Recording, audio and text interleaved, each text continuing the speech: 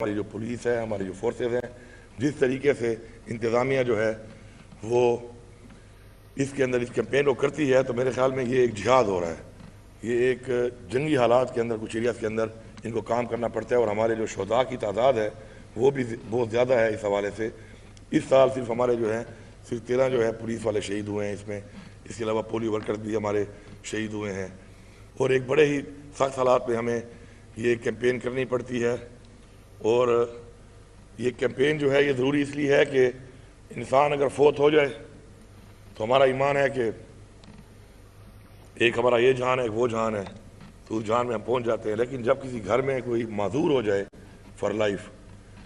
تو اس معذور کے ساتھ اس گھر کے جو حالات بن جاتے ہیں اور جس طریقے سے تکلیفات ہوتی ہیں پوری زندگی پوری فیملی کو، تو اس حوالے سے ہمیں سوچنا چاہیے کہ اس کے خلاف ہمیں بھرپور طریقے سے کیمپین کرنی ہے، اور ہم نے اپنے نسلوں کو، اپنے بچوں کو اس چیز سے ہر صورت میں بچانا ہے۔ تو میں سب ان شہیدوں کو، ان غازیوں کو، ان سب انتظامیہ کو، ان تمام لوگوں کو، ہیلتھ ڈپارٹمنٹ کو، اور اس سے منسلک تمام جتنے بھی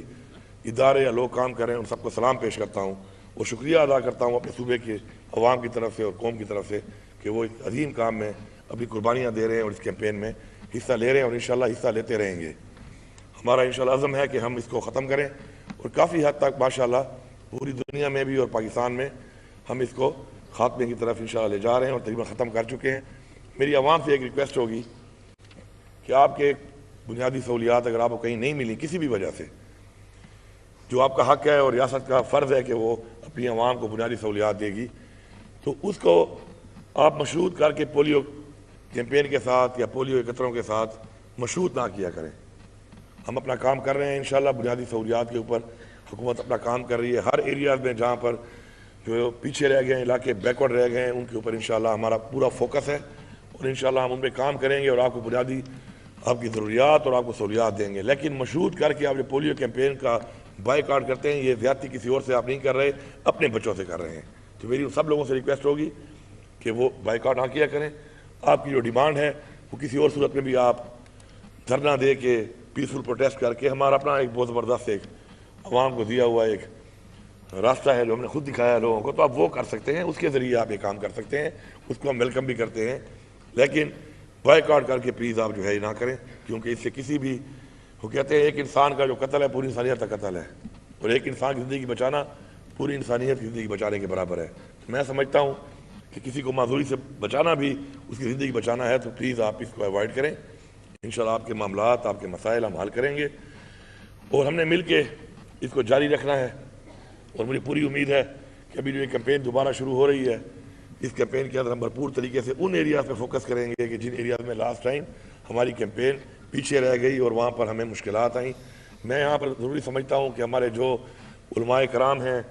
جو اس میں کردار ادا کر رہے ہیں، لوگوں کو اویئرنیس دینے کا، اویئرنیس بڑی ضروری ہے، تو اس میں ان کا بڑا شکر گزار ہوں، اور مجھے امید ہے کہ وہ بھی ان ایریاز میں جہاں پہ اس طرح کے مسائل آتے ہیں کسی طرح کے، وہ اپنا تمام جتنے بھی لوگ ہیں، چاہے ان کا تعلق جس بھی مکتب فکر سے ہے، وہ ہمارے ساتھ اس میں کردار ادا کریں گے۔ یہ ایک پوری قوم کی ایک جنگ ہے، ایک ایسی مہلک بیماری کی طرف کہ جو معذوری کی طرف لے کے جاتی ہے۔ ہم نے مل کے اس کو لڑنا ہے انشاءاللہ۔ اب تک جس طریقے سے ہمیں اچیومنٹس آئی ہیں، جن لوگوں نے کردار ادا کیا ہے، میں ایک دفعہ پھر ان کو سلام پیش کرتا ہوں، اور آگے بھی انشاءاللہ پورا امید اور یقین رکھتا ہوں کہ ہم مزید بھی انشاءاللہ کر کے اس کو اسی طریقے سے اس کا خاتمہ کریں گے۔ آخر میں ایک بار پھر تمام ان اداروں کا، تمام لوگوں کا، پولیو ورکرز کا، ہماری فورسز کا، ہیلتھ ڈپارٹمنٹ کا، ساتھ ساتھ جتنے بھی مختلف شعبوں سے منسلک لوگ اس پہ ہماری کیمپین کر رہے ہیں، میں اپنی عوام کی طرف سے، صوبے کی عوام کی طرف سے، پاکستان کی عوام کی طرف سے شکریہ ادا کرتا ہوں۔ Thank you.